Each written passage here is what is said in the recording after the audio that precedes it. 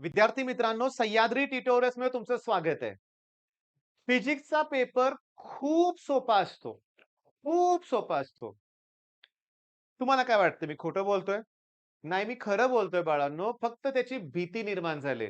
हीच भीती मला या लेक्चरमध्ये तुमच्यापासून, तुमच्या मनातून दूर करायची आहे. मी एक चांगला प्रयत्न करणार आहे, की तुमचा कॉन्फिडन्स वाढवण्याचा. पण मी विथ प्रूफ तुम्हाला देणार आहे बरं का, लक्षात घ्या. 20 मे शिफ्ट 2 ओके, दुसऱ्या शिफ्टचा दुपारचा पेपर मी घेतलाय एनालिसिस करण्यासाठी. पूर्ण पेपर मी सोडवून देणार नाहीये, लक्षात घ्या. मी या सेशनमध्ये 50च्या 50 प्रश्न सोडवून देणार नाहीये. पण प्रश्न जे मी घेतलेत ना, त्याच्यावरून तुम्हाला एक अंदाज घ्यायचा आहे, की अरे प्रश्न सोपे असतात. आपल्याला फक्त कुठल्या डायरेक्शननं गेलं पाहिजे एवढं कळालं पाहिजे. अभ्यास कसा करायचा ते कळालं पाहिजे. बरं कुठला करायचा हे बी कळालं पाहिजे ना. नेहमीप्रमाणे वेळ न घालवता लगेचच सुरुवात करूया आपण बरं का.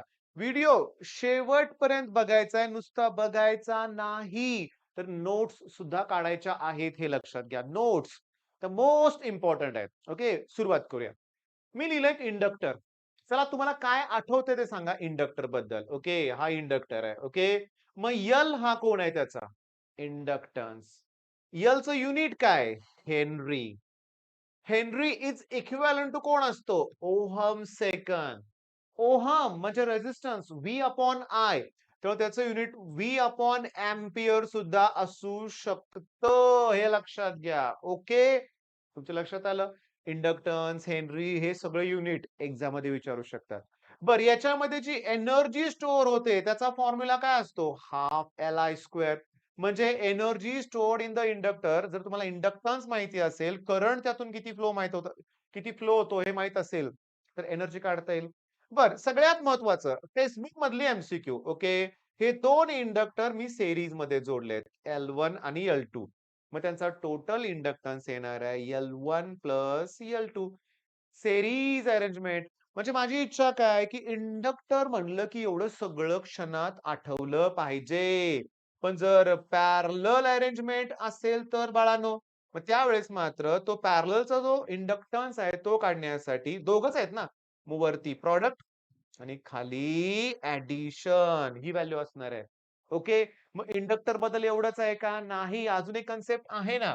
जर एलसी ऑसिलेशन, तुम्ही इंडक्टर मध्ये एनर्जी स्टोअर करा, सप्लाय बंद करा आणि त्याला कॅपॅसिटर कनेक्ट करा. इंडक्टर तो कॅपॅसिटरला चार्ज करेल. कॅपॅसिटर फुल्ली चार्ज झाला तर इंडक्टर डिस्चार्ज होणार आहे. म्हणजे ते दोघं एकमेकाला एनर्जी सप्लाय करत राहणार आहे. त्यामुळे एलसी ऑसिलेशनचा फॉर्म्युला आहे हाफ एल आय स्क्वेअर. अरे पण कॅपॅसिटर किती एनर्जी स्टोअर करतो? Half CV square. Half CV square. चला, इंडक्टर बद्दल एवढी माहिती मला पुरेशी आहे. मग याच्यावर 20 मे 2023 साली म्हणूया आपण, शिफ्ट 2 ला कोणता प्रश्न आला होता लगेच बघूया आपण. एक नाही, दोन प्रश्न होते बघा. Equivalent inductance of two inductors पाहिजे जॉइंट इन पॅरलल 2.4 आणि series if they are connected in series. म्हणजे मला L1 प्लस L2 ची व्हॅल्यू मिळाली 10 हेनरी. याचा अर्थ L2 ची व्हॅल्यू 10 मायनस L1. ठीक आहे. बर, पॅरलल मध्ये जोडताना इंडक्टन्स 2.4 हेनरी आहे. पॅरलल काय असतं? L1 L2 upon L1 plus L2. ह्याची किती व्हॅल्यू आहे? 2.4. ऐका, हे काय लिहिलं वाचा. L1 ब्रॅकेट मध्ये L2 नाही लिहिणार मी. काय लिहितोय? 10 minus L1 that equals to किती लिहिलो मी? 24. इक्वल्स टू किती लिहिलं? 24. कसं? हे तर 2.4 आहेत. पण या दोघांची ऍडिशन 10 आहे ना. 10 ने मल्टिप्लाय करा ना त्याला. ओके, चला एक क्वाड्रॅटिक इक्वेशन तयार होईल.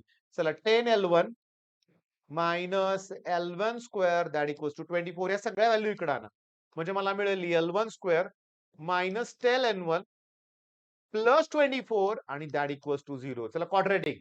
24 चे फॅक्टर्स दोन येतात, 6 आणि 4. दोघांनाही मायनस साइन द्यावं लागणार. त्यामुळे L1 च्या दोन किमती येणार. एक तर 6 आणि 4. L1 जर 6 घेतलं तर L2 4 येते आणि L1 जर 4 घेतलं तर L2 6 येते. म्हणजे 4 आणि 6 या दोघांच्या व्हॅल्यू आहेत. 4 आणि 6. तुम्हाला विचारलंय डिफरन्स बिटवीन इंडक्टन्स. एकाची 4, एकाची 6 व्हॅल्यू आहे. मग तो जो डिफरन्स आहे तो येणार आहे 2 हेनरी. डिफरन्स किती येणार आहे? 2 हेनरी. काय अवघड आहे? काही अवघड नाही. विदिन मिनिट होऊ शकतो. मग मी तुम्हाला होमवर्क देतो. अशी सेम क्वेश्चन्स कुठे आहेत माहितीये का? मीटर ब्रिज मध्ये आहेत. की लेफ्ट गॅप मध्ये पहिल्यांदा 2 रेझिस्टर ते सीरीज मध्ये जोडतात, नंतर पॅरलल मध्ये जोडतात, नल पॉइंट शिफ्ट होतो. चला व्हॅल्यू फाइंड आउट करा. Same concept. लक्षात आलं? क्वाड्रॅटिक नोट डाउन करून ठेवणार, होमवर्क करणार आणि अशा रीतीनं मी तुम्हाला सांगतो क्रॅश कोर्समध्ये जेव्हा मी फिजिक्सचे तुम्हाला पी-वाय-क्यू सेशन देईन ना, तो तुमचा होमवर्क असणार आहे. क्वेश्चन्स रिपीट होतात. चला इथं काय क्वेश्चन आहे नीट लक्ष द्या. आता बघा समजून घेण्याचा प्रयत्न करा. ओके. Condenser 1 microfarad. ओके दिसतंय तुम्हाला. म्हणजे सी ची व्हॅल्यू दिले 1 into 10⁻⁻6 फॅरेड. व्ही ची व्हॅल्यू दिले 50 व्होल्ट. चार्जिंग बॅटरी डिस्क्रिट आणि 10 मिली हेनरी कॉइल म्हणजे L inductance milli henry 10⁻³ henry येणार. Capacitor that LC oscillation maximum current in the coil. काय फॉर्म्युला रे? Half L I square that equals to half C V square. Half ला half cancel करा. L ची value आहे 10 into 10⁻³ बरं वाटतंय ना? सोपं आहे ना? थोडे-थोडे नाहीये, खूप क्वेश्चन्स मी सिलेक्ट केलेत. मग मी काय माझी इच्छा आहे, आजपासून कुठल्याही सब्जेक्टची भीती बाळगायची नाही. आयुष्यात कुठल्याही गोष्टीला कधी घाबरायचं नाही. आपण जेव्हा गिव्ह अप करतो ना, तीच आपल्या आयुष्यातली सगळ्यात मोठी हार असते. आपण प्रयत्न करत नाही. प्रयत्न फक्त करा. बरं. हाफ लाफ कॅन्सल झालं. कॅपॅसिटन्स आहे 10⁻⁻6 ओके. आय स्क्वेअर लिहायचं राहिलंय बरं का माझं. ओके. एलची व्हॅल्यू लिहिली, आय स्क्वेअर लिहिलं, सी व्ही स्क्वेअर 2500. ओके. मग माझ्या लक्षात आलं, की हे इंटूचं अपॉन वगैरे सगळं होईल रे लक्षात घ्या. बघा ना, हे 10⁻⁻² होतील. 10⁻1 -2 ते मायनस तुमच्या लक्षात आलं मी काय सांगतो ते? हे इंटूचं अपॉन होईल आणि सोडून बघा हेच आन्सर येणार आहे. 2 शी रिलेटेडच आहे. दुसरं कुठलं कॅल्क्युलेशन नाहीच आहे ना पॉइंट. पण थांबा. पटकन मी तुम्हाला सांगतो एलसी ऑसिलेशन. ईएमआय आणि एसी सर्किट हे दोन्ही टॉपिक बघा. बघा कुठल्यातरी एका एक्सरसाइज मध्ये ना लास्टचे 2 न्यूमेरिकल आहेत ना, लास्टचे 2 न्यूमेरिकल हे एलसी ऑसिलेशन वरती आहेत. कुठल्या ऑसिलेशन? एलसी. जरा बघूया का आपण लक्षात घ्या. मी तुम्हाला सांगू का? जर आपण फिजिक्सचं पुस्तक काढायचं म्हणलं, ओके. आता बघा थोडासा वेळ द्या मला बरं का. थोडासा वेळ द्या. ओके. मी ना ईएमआय आणि एसी सर्किट ओके. ठीक आहे. एसी सर्किट 288 आणि इलेक्ट्रोमॅग्नेटिझेशन 287. ओके. Page number 287. ओके. हां, म्हणजे मला पुढचं बघितलं पाहिजे. ओके.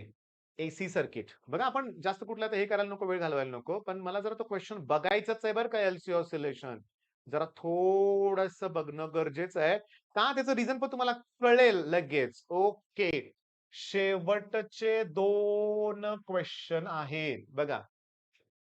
10 मायक्रोफॅरेड 1 च्या ऐवजी 10 दिलंय. इथं 25 व्होल्ट आहे. मगाशी 50 व्होल्ट होतं. 100 मिली हेनरी आहे. LC oscillation answer luckily same आलंय. पण ह्याच्यातलंच क्वेश्चन आहे. टेक्स्टबुक मधलाच क्वेश्चन आहे. जेई लेवल मधून हुडकून आणलेला नाहीये बाळांनो, हे लक्षात घ्या. मग चला, हे आता क्लिअर झालं. 1 च्या ऐवजी पुस्तकात 10 आहे. इथं 10 च्या ऐवजी 100 आहे. 50 च्या ऐवजी 25 आहे. हे लक्षात घ्या. Okay, clear? नेक्स्ट क्वेश्चन बघूया आपण आता. 2 क्वेश्चन झाले. आयडियल गॅस इक्वेशन काय सांगा? आयडियल गॅस आहे पीव्ही इक्वल्स टू एनआरटी. पण तुम्हाला सांगू का गंमत? ह्यात मी बॉयल्स लॉ यूज केलाय. बॉयल्स लॉ मध्ये काय माहितीये का, की प्रेशर आणि व्हॉल्यूम इन्व्हर्सली प्रोपोर्शनल असतात. चार्ल्स लॉ व्हॉल्यूम आणि टेम्परेचर डायरेक्टली प्रोपोर्शनल असतात. सिंपल न्यूमेरिकल आले याच्यावरती आपण लगेच सॉल्व्ह करूया. व्हॉल्यूम जर मी 4 टाइम्स इन्क्रीज केला, व्हॉल्यूम जर मी 4 टाइम्स इन्क्रीज केला, तर काय विचारलंय त्यांनी? Temperature must be doubled. नाही. Temperature must be increased by 4 times. Option B correct आहे. डायरेक्टली प्रोपोर्शनल आहे. किती सोपं आहे. कॅल्क्युलेशनची सुद्धा गरज नाही. म्हणतात ना, की फिजिक्समध्ये टफ कॅल्क्युलेशन आहे. काही टफ वगैरे नाहीये, सोपं आहे. अरे असतात रे, 4-5 प्रश्न अवघड असतात म्हणून अख्ख्या पेपरला अवघड म्हणायचं का? नाही. 3 प्रश्न आपले सोपे झाले. आता चौथं बघा. ओके. हे पुस्तक काढा टेक्स्टबुक आणि 1.9 पहिल्या टॉपिक मधलं सॉल्व्ह प्रॉब्लेम बघा आणि मला सांगा, की 60 आरपीएम दिलेलं असताना एन ची व्हॅल्यू 2 कशी येईल? माझ्या मते एन ची व्हॅल्यू तुम्ही जर 60 आरपीएम दिलाय, त्याला 60 न डिवाइड केलं, तर ती 1 हर्ट्झ येणार, 2 येणार नाही. हे माझं स्पष्ट मत आहे. त्यामुळे त्यांनी उत्तर डबल केलेलं आहे. मग 120. पण थांबा, नीट वाचायचा प्रॉब्लेम. व्यवस्थित. मी थोडं थांबणार आहे. बघा. सीलिंग फॅन वगैरे सगळं, सगळं, सगळं दिलंय, हे की नाही? आता सीईटीतल्या प्रश्नाकडे वळूया का आपण? बघा. सीलिंग फॅन 27वा प्रश्न आहे त्या टेस्ट मधला. Ceiling fan, moment of inertia दिलंय. इथं 2 दिले, इथे 4 दिले. ओके. मॅक्सिमम फ्रिक्वेन्सी दिली किती? 60 आरपीएम. 2 पाय सेकंड मध्ये. पॉवर रेटिंग विचारलेलं आहे. आता मी नाही सॉल्व्ह करून देणार, लक्षात घ्या तुम्हाला. तुम्ही सॉल्व्ह करा सेम टू सेम. पहिला बघा, अल्फाची व्हॅल्यू काढा. अल्फाची व्हॅल्यू ओमेगा सुरुवातीला इनिशियल 0च आहे. नंतर यांनी 4 पाय काढलाय. इथं किती आरपीएम दिलंय? यांनी पण 60च आरपीएम दिलंय, लक्षात घ्या. यांनी पण 60च आरपीएम दिलंय. म्हणजे इथं नुसतं 2 पाय येणार. 2 पायला 2 पाय कॅन्सल. पिरियड टाइम किती दिलाय? 2 पायच दिलाय, लक्षात घ्या. ओके. मग 2 पायला 2 पाय कॅन्सल. 1 येणार अल्फाची व्हॅल्यू. अल्फाची व्हॅल्यू 1 येणार. मग power equals to torque into omega. Okay. मग आता समजून घ्या बाळांनो, टॉर्कचा फॉर्म्युला असतो आय इंटू अल्फा. मग आय ची व्हॅल्यू 4 दिले. अल्फाची व्हॅल्यू किती काढली रे आपण? 1 काढली. ओमेगा ओमेगा मी तुम्हाला सांगतो ना, ओमेगाची व्हॅल्यू 2 पाय एन. ओके. समजून घेण्याचा प्रयत्न करा. ओके. ती 1. आणि मग तुम्ही सांगू का, ऍक्च्युअली सांगू का? हे जे सोडवतोय ना आपण, इथं समजून घेण्याचा प्रयत्न करा. ओमेगाची व्हॅल्यू त्यांनी काढताना आता इथं ही अल्फाची व्हॅल्यू, ह्याची व्हॅल्यू आय अल्फा आहे आणि ह्यांनी 4 पायची व्हॅल्यू इथं पुट केली, लक्षात घ्या. ओके. आणि इन टर्म्स ऑफ पायची व्हॅल्यू त्यांची 50 येते. आपलं 50 येणार नाहीये. तुम्ही प्लीज सॉल्व्ह करा. ओके. खरं सांगू का, माझा पण इथं गोंधळच झालाय सगळं, आता लक्षात घ्या. मी क्लिअरली सांगतोय. ते मागचं बघत बसलो ना, तसं नकोच. म्हणजे तुम्ही सांगतो. ओमेगा 1 0 रेडियन पर सेकंद आहे. ओमेगा 2 फाइंड आउट करा. 2 पाय एन. ओके. त्याच्यानं अल्फा फाइंड आउट करा. Omega 2 minus omega 1 upon T.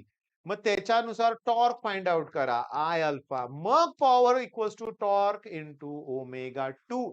जे काय आहे ते घ्या. ओके. इथे यांची व्हॅल्यू 1 आली तर इथं 2 पाय येणार, लक्षात घ्या. टॉर्कची व्हॅल्यू आय अल्फा. आयची व्हॅल्यू 4 आहे. अल्फाची व्हॅल्यू 1 आहे. म्हणजे त्याप्रमाणे आन्सर येईल. 24-25 काहीतरी आन्सर येईल. चेक करा आन्सर सी येते का बघा. क्लिअर. पुस्तकातला प्रश्न जसाच्या तसा आहे. थोड्याफार व्हॅल्यू चेंज करतायत रे. आणि बोर्डच्या वेळेस तुम्ही बऱ्यापैकी टॉपिकचे न्यूमेरिकल्स केलेले आहेत. तर काही काळजी करू नका. Metre bridge. मी तुम्हाला मगाशी होमवर्क मध्ये दिलं होतं, लक्षात घ्या. ओके. मग हे मीटर ब्रिज मध्ये हा लेफ्ट गॅप, इथं अननोन रेजिस्टन्स असतो. इथं रेजिस्टन्स फ्रॉम रेजिस्टन्स बॉक्स असतो. इथं ते गॅल्व्हनोमीटर, जॉकी. मग ही लेंथ असते Lx आणि ही असते Lr. मग फॉर्म्युला काय असतो की x upon r that equals to Lx upon Lr ना. Lx upon Lr. पण टोटल लेंथ 100 सेंटीमीटर जर असेल तर x अपॉन r म्हणजे मला Lx अपॉन 100 मायनस Lx मिळणार. ओके. एकदम सिंपल मधलं सिंपल न्यूमेरिकल विचारलेलं आहे. एक्स आणि आर लेफ्ट आणि राईट गॅप मध्ये, तेव्हा तो जो रेशो आहे तो आहे 1:3. पण याची व्हॅल्यू असते Lx अपॉन 100 मायनस Lx. तो रेशो आहे 1:3. बघा, 3 पैकी एक पार्ट. चला क्रॉस मल्टिप्लिकेशन करा. 3Lx that equals to 100 minus Lx. Cross multiplication. 4Lx that equals to 100. मग Lx equals to 25. म्हणजे पहिल्यांदा जो नल पॉइंट आहे ना, तो लेफ्ट कडून 25 सेंटीमीटर मिळतोय. आता जेव्हा दोन्ही पण connected in series in the left and right gap, दोन्ही पण म्हणजे लेफ्ट गॅप मध्ये पण एक्स प्लस आर आहे, राईट गॅप मध्ये पण एक्स प्लस आर आहे. नल पॉइंट बरोबर मध्ये मिळणार ना. 1:1 रेशो होणार. हा कुणाचा रेशो मिळणार? Lx अपॉन Lr चा. म्हणजे Lx 50 सेंटीमीटर येणार रे. तोंडी कळतंय. 50 सेंटीमीटर. म्हणजे सुरुवातीला 25 होतं. आता 50 आहे. म्हणजे राईटला तो 25 सेंटीमीटरनं शिफ्ट झालाय. Shift in the null point. काय अवघड आहे? बाजूला मी सरकतोय. बघा, समजून घ्या. सोडवून काढा मीटर ब्रिजचे सगळे प्रॉब्लेम. पण आपलं पहिलं टार्गेट आहे, पुस्तकातले प्रॉब्लेम सॉल्व्ह करूया. हा पहिलं टार्गेट आहे. अरे हे पण पुस्तकातलंच आहे. पुस्तकातलाच प्रॉब्लेम आहे. उलट पुस्तकात अवघड आहे. ते पुस्तकापेक्षा सोपं दिलंय. हा माझा फेवरेट पॉइंट आहे. सिंपल पेंड्युलमचा पिरियॉडिक टाइम असतो 2 pi under root L upon G. तो तुमच्या अँप्लिट्यूडवर डिपेंड नाहीये. तुम्ही बॉब कुठला वापरताय, हेवी वापरताय, लाईट वापरताय, प्लास्टिकचा वापरताय, वुडन वापरताय, काही फरक पडत नाही पिरियड टाइमवर.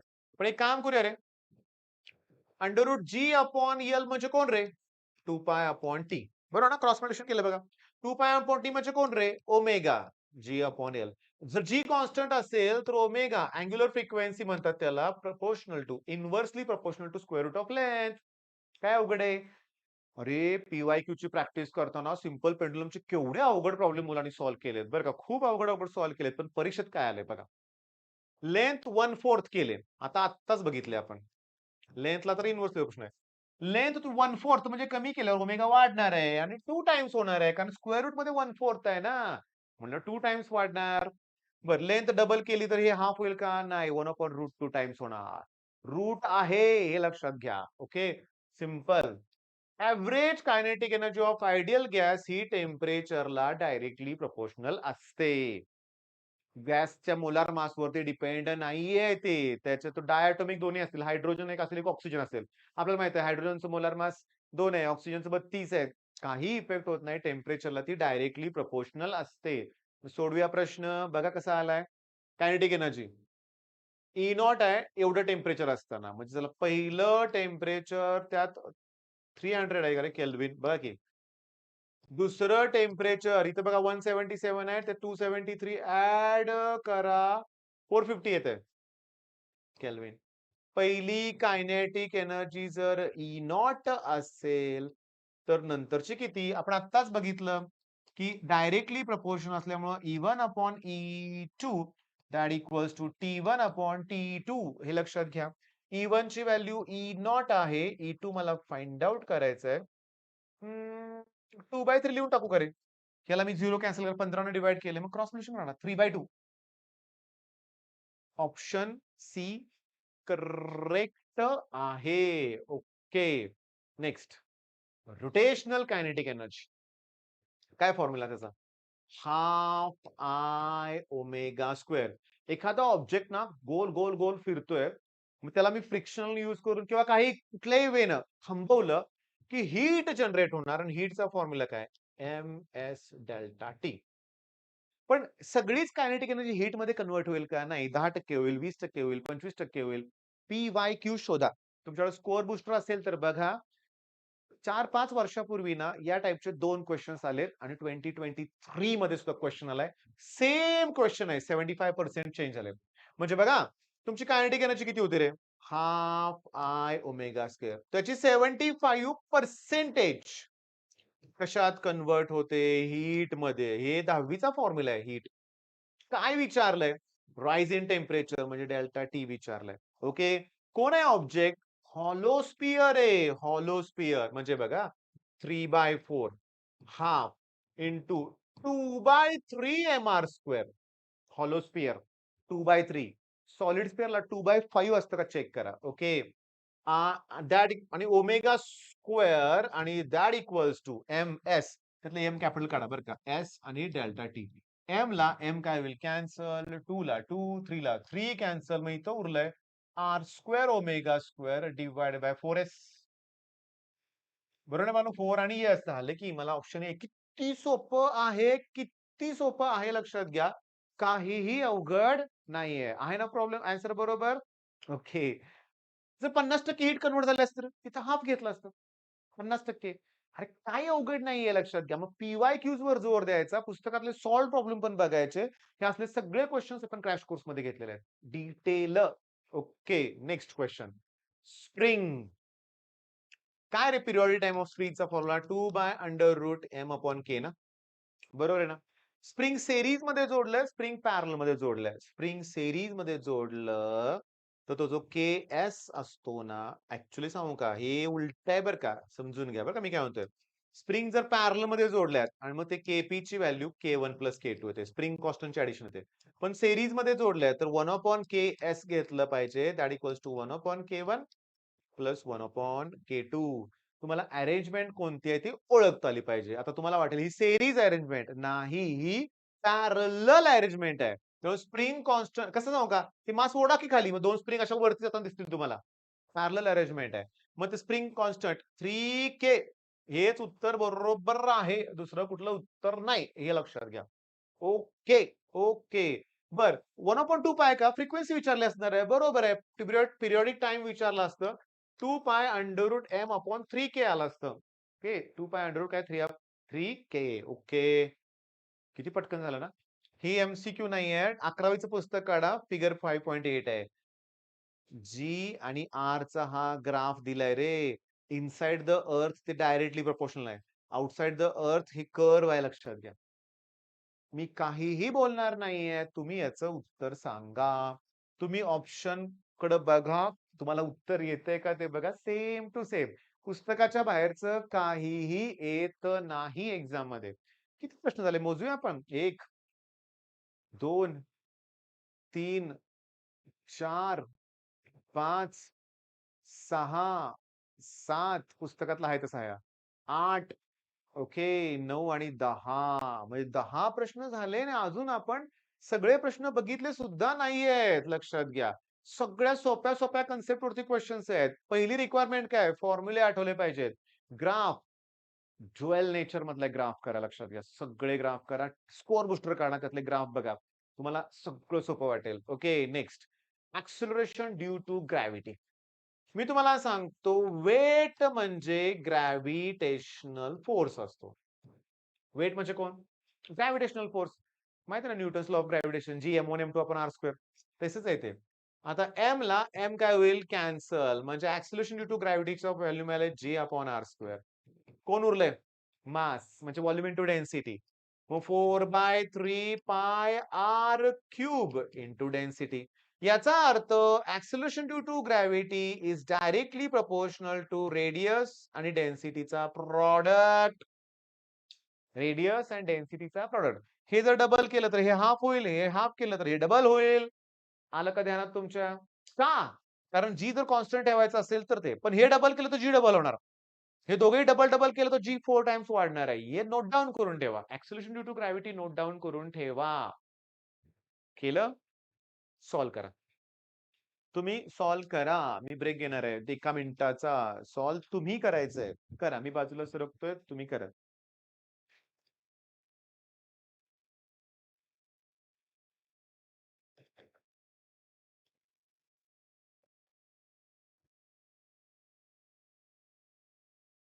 झालं सॉल्व्ह करून? हा विदिन मिनिट करायचा आहे ना. Accident to gravity surface of the planet is same as that of surface of the earth. बर. प्लॅनेट आणि अर्थला सेम असं त्यांचं म्हणणं आहे. Density of the planet is twice that of earth.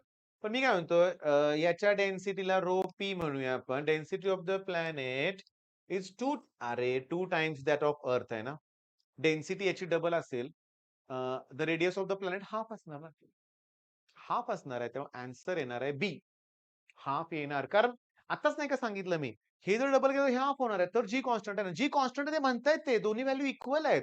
मग बघा ना, लॉजिक वापरा. विदाऊट कॅल्क्युलेशन आहे सोपं. आणि कॅल्क्युलेशन हार्ड आपल्याला अजून बघायला मिळालेलंच नाहीये. सोपंच आहे सगळं. Doppler effect. साउंड मधला डॉपलर इफेक्ट आहे. फेव्हरेट क्वेश्चन आहे लक्षात घ्या. ओके बघा. जर ऑब्झर्वर स्टेडी असेल तर व्ही येणार. आता बघा सोर्स जर तुमच्याकडे येत असेल ऑब्विसली मी तुम्हाला सांगू का साऊंड जुन्या क्रॅश कोर्स मध्ये पण किंवा ह्याच्यात पण मी साऊंडचं एक फ्री डेमो लेक्चर दिलं होतं बरं का लक्षात घ्या. खूप इझी आहे साऊंड खूप इझी आहे. ओके मी तुम्हाला सांगू का आता सोर्स तुम्हाला अप्रोच करतोय म्हणजे फ्रिक्वेन्सी वाढणार आहे. फ्रिक्वेन्सी वाढणार आहे म्हटल्यावर इथं कमी केली पाहिजे व्हॅल्यू कारण इन्व्हर्सली आहे ना. हे साधं लॉजिक आहे मग हे न्यूमेरिकल सोडूया आपण. काय फॉर्म्युला होता रे apparent frequency V V S आणि मायनस आणि हे नॅचरल फ्रिक्वेन्सी. तर त्यांनी काय दिलंय बघा frequency of the sound is 3 times the original frequency. मग याची व्हॅल्यू 3n टाकतो मी. व्हिलॉसिटी ऑफ साऊंड व्ही आणि मला सोर्स काढायचंय व्हीएस हे काढायचंय. एन ला एन कॅन्सल करा क्रॉस मल्टिप्लिकेशन करा. 3v minus 3vs that equals to V. N ला एन कॅन्सल आहे. हे इकडं आणा म्हणजे 2v equals to 3vs 2/3 into 3 चा अपॉन 3. डॉपलर इफेक्टचे प्रॉब्लेम व्यवस्थित करा. आता थोडासा धीर धरा. एक 2-4 मिनिटात हा व्हिडिओ संपून जाईल. अर्ध्या तासाचं काम आपण केलेलं आहे. मेन आहे तुमचं कॉन्फिडन्स वाढवणं. की परीक्षेत हे खूप सोपे प्रश्न येतात. आपल्याला ओळखता आले पाहिजेत पण आपलं बेसिक नॉलेज परफेक्ट पाहिजे. विस्टोन नेटवर्क बॅलन्सिंग कंडिशन असते R1/R2 that equals to R3/R4. चला विस्टोन नेटवर्कची डायग्राम काढून दाखवा. हा एक रेझिस्टर आहे. हा दुसरा रेझिस्टर आहे. हा तिसरा रेझिस्टर आहे. ओके, समजून घ्या. मला जरा आता आठवण झालं असं वाटायलंय. हा चौथा रेझिस्टर आहे ना. हे झालं विस्टोन नेटवर्क. तुम्ही म्हणाल सर असं नाही विस्टोन नेटवर्क. विस्टोन नेटवर्क तर असं आहे ना. बघा बघू. चेक करा बघू. असं आहे का विस्टोन नेटवर्क? इकडे एक रेझिस्टर, इकडे रेझिस्टर, मध्ये गॅल्व्हॅनोमीटर. हे आहे ना विस्टोन नेटवर्क. हे तेच आहे. एक काम करा ना, हा असं इकडं घेते असं विचार करा. मग बरोबर तुम्हाला विस्टोन नेटवर्क दिसेल. बरं विस्टोन नेटवर्क अजून या प्रकारे सुद्धा दिलं जातं. हे सुद्धा विस्टोन नेटवर्कच आहे लक्षात घ्या. शांतपणे बघा. याला यानं डिव्हाइड करा. आन्सर 5 येतंय. याला यानं डिव्हाइड करा. आन्सर 5 येतंय. म्हणजे ते बॅलन्स्ड आहे. ओके. मग याचा अर्थ ह्याच्यातून करंट फ्लो होणार नाही. मग मला इथून करंट किती जाणार असते विचारलंय. मग मी डायग्राम काढू का? हा करंट आहे 1.4 अँपिअर. इथनं जाणाऱ्या करंटला आय म्हणा आणि तिकडचा रेझिस्टन्स आहे 24 ओहम. खाली जाणारा करंट हा 1.4 मायनस आय येणार आहे आणि तिकडचा रेझिस्टन्स 60 ओहम आहे. ओके. कळालं का रे बाळांनो? टोटल करंट एवढा आहे ना, त्यातला वरती जर आय गेला तर खाली त्यातनं आय मायनस करा ना. सेरीज आहे का पॅरलल अरेंजमेंट आहे? आता काही मुलं म्हणतील हे कुठं गेलं? तर हे कुठं गेलं? अरे हे समजून घ्या. ओके. बरं. कारण तिथून करंट फ्लो होणार नाही कारण ती बॅलन्सिंग कंडिशन आहे. मग या दोघांचा प्रॉडक्ट आणि या दोघांचा प्रॉडक्ट सेम असणार आहे कारण ते पोटेन्शियल डिफरन्स आहे. Ohm's law V equals to कोण आय आर. मग 24 I that equals to 60 into 1.4 I. मग 24 आय इक्वल्स टू 84 येईल का रे? 84 येईल का? पॉइंट मध्ये आन्सर येते का? हा पॉइंट मध्ये आन्सर आहे. चला ठीक आहे. मायनस 60 आय मायनस प्लस करा म्हणजे हे 84 आय. अरे रे रे रे 1 अँपिअर आहे. अरे हाय ना, घाबरू नको. 1 अँपिअर. ओके. सोडवत राहायचं. सुटतंय आन्सर. बरोबर आहे. या टाइपच्या न्यूमेरिकलचा ढीग लागलाय विस्टोन नेटवर्कचा लक्षात घ्या. बॅलन्सिंग कंडिशन दिलेच असते. इथून करंट फ्लो होतच नाही. आरामात सॉल्व्ह करायचं. पीवायक्यू शोधायच्या. Okay, next question. ईबीसी सांगतो. इमिटर, बेस आणि कलेक्टर, ट्रान्झिस्टर. इमिटर जो असतो तो हेवीली डोप्ड असतो. म्हणजे त्यात डोपिंग जास्त आहे. कलेक्टर जो असतो ना, तो मॉडरेटली डोप्ड असतो. ओके. आणि बेस जो आहे ना, तो लाईटली डोप्ड असतो लक्षात घ्या. मग सगळ्यात कमी करंट कशातून जाणार? बेस मधून. आणि सगळ्यात जास्त करंट कुठे असणार आहे? इमिटर. मग हीच तर खरी गंमत आहे. म्हणजे इमिटर करंट हा कलेक्टर करंट आणि बेस करंट याची ऍडिशन असणार आहे. तुमच्या 10 ते 15 एमसीक्यू मी इथे क्लिअर करणार आहे. 10 ते 15 ह्या सगळ्या नोट्स मधून. चला प्रत्येकाला कलेक्टर करंटनं डिवाइड करा. मग इमिटर करंटला डिवाइड करा कलेक्टर करंट. कलेक्टरला कलेक्टरनं डिवाइड करा 1 येणार. बेस करंटला डिवाइड करा कलेक्टरनं. घ्या रेशो. म्हणजे 1 upon IC upon IE that equals to 1 upon IC upon IB आणि प्लस 1 हे मी अगोदर घेतलंय. बघा नीट समजून घ्यायचं. समजून घ्या हे रेशो आहेत ना, ह्यात कुणाची तरी व्हॅल्यू अल्फा आणि कुणाची व्हॅल्यू बीटा आहे. सेमी कंडक्टर अल्फा नेहमी लेस दॅन 1 असतो. मला सांगा ह्यात सगळ्यात हेवी करंट कुठला आहे? Emitter current. म्हणजे ही सगळ्यात व्हॅल्यू जास्त आहे. कलेक्टर करंट त्यापेक्षा कमी आहे. त्याची व्हॅल्यू लेस दॅन 1 येणार ना. म्हणून ते अल्फा आहे. बेस करंट खूप कमी आहे. मग खूप छोट्या नंबरने डिव्हाइड करताय. व्हॅल्यू खूप मोठी येणार आहे. मग ती बीटा आहे. चला तुम्ही स्कोर बुस्टर काढा. पीवायक्यू शोधा. तुम्हाला ही एमसीक्यू दिसणार. बरं मी यात क्रॉस मल्टिप्लिकेशन करून डायरेक्टली लिहितो. बीटा अपॉन 1 प्लस बीटा हे बी तुम्हाला दिसणार आहे. आणि बीटाची व्हॅल्यू अल्फा अपॉन 1. अरे सर इतका फास्ट कसं काय करताय? सांगू तुम्हाला कसं करतोय. हे प्लस 1 इकडे घ्या -1. क्रॉस मल्टिप्लिकेशन करा पुन्हा रेसिप्रोकल करा. बरं अजून सांगतो. त्यांनी 1 बाय अल्फा मायनस 1 बाय बीटाची व्हॅल्यू ऍज अ एमसीक्यू विचारले. किती येणार? 1. अजून त्यांनी एमसीक्यू विचारले. Beta minus alpha upon alpha beta हा प्रॉडक्टची व्हॅल्यू किती असते विचारले. 1. अरे किती? 1, 2, 3, 4, 5 पीवायक्यूज कंप्लीट आहेत. 5. अजून काय पाहिजे सांगा? काहीच किचकट नाहीये. पण एवढं जमून देखील ना, तुम्हाला ते आलं पाहिजे ना, हे सगळे एम-सी-क्यूज आहेत. कोण कसं डोपिंग केलंय? ओके, चला बघूया. 90% करंट ना कलेक्टरकडे जातोय. सांगतो. 90% करंट जर कलेक्टरकडे जात असेल, तर 10% करंट हा बेसकडे जाणार आहे. ओके. 90% करंटची व्हॅल्यू आहे 10 मिली एंपियर. तर याच्यात मी तुम्हाला सांगतो ऐका. कलेक्टर करंट 10 मिली एंपियर असेल, तर इमिटर करंट 9 मिली एंपियर कसा असेल? हे रॉंग आहे. कारण इमिटर हा हेवीली डोप्ड असतो. त्याची व्हॅल्यू जास्त पाहिजे. Emitter current will be 10 milli ampere nearly म्हणजे जवळ-जवळ पुन्हा एवढा. कलेक्टर करंट एवढाच विचार करूया. बेस करंट 1 मिली एंपियर आणि बेस करंट 9 नाही. हे 2 चुकलं. आता खरं सांगू का असे प्रश्न ना आपले करणं ना त्रास देतात खूप. इमिटर करंट हा 10 पेक्षा जास्त पाहिजे मला. पण बेस करंट बघा बेस करंट आता नीट लक्ष द्या. 10% ची व्हॅल्यू एक्स म्हणूया. चला एक्स ला डिव्हाईड करा 10 न 10 ला डिव्हाईड करा 90 न ह्या 0 ला 0 कॅन्सल मग x इक्वॉल्स टू 1.10 ला 9 न डिव्हाईड करा 9 1 जा 9 1.0 म्हणजे 1.111 येतं. हे पण नियरली 1च आहे की आणि हे नियरली 10च येणार काय? थांबा. नाही रे. हा 10 मिली एंपियर आहे. हा 1 मग 11 येईल ना? मग इमिटर करंट नियरली 10 येत नाही. हे उत्तर बरोबर आहे. चला हे नोट डाउन करून घ्या सगळं व्यवस्थित. ओके. त्याच्यावर प्रचंड एम-सी-क्यूज म्हणजे मी तुमचे 10-20 क्वेशन्स घेतले असं नाहीये बाळांनो. 10-20 कन्सेप्ट घेतले.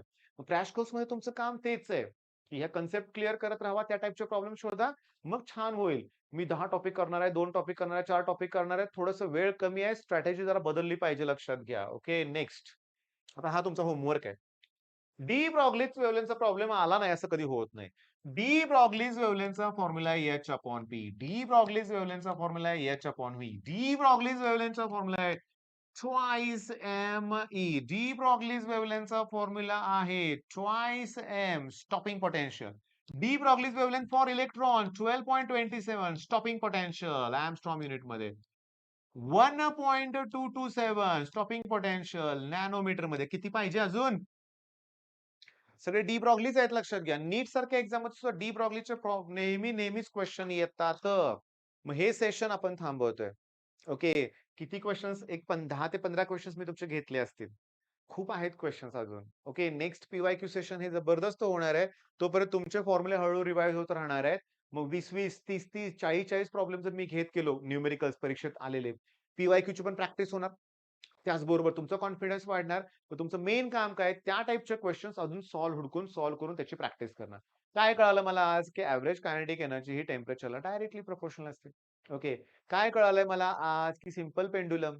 काय कळालंय मला आज, इमिटर बेस करंट, अल्फा बीटाची व्हॅल्यू. अजून काय लेक्चरमध्ये झालंय माझं किती झालंय इंडक्टर, एल-सी ऑसिलेशन खूप प्रश्न झालेत. मग हे सगळे प्रश्न करा. कुठलाही तणाव मनात घेऊ नका. All the best.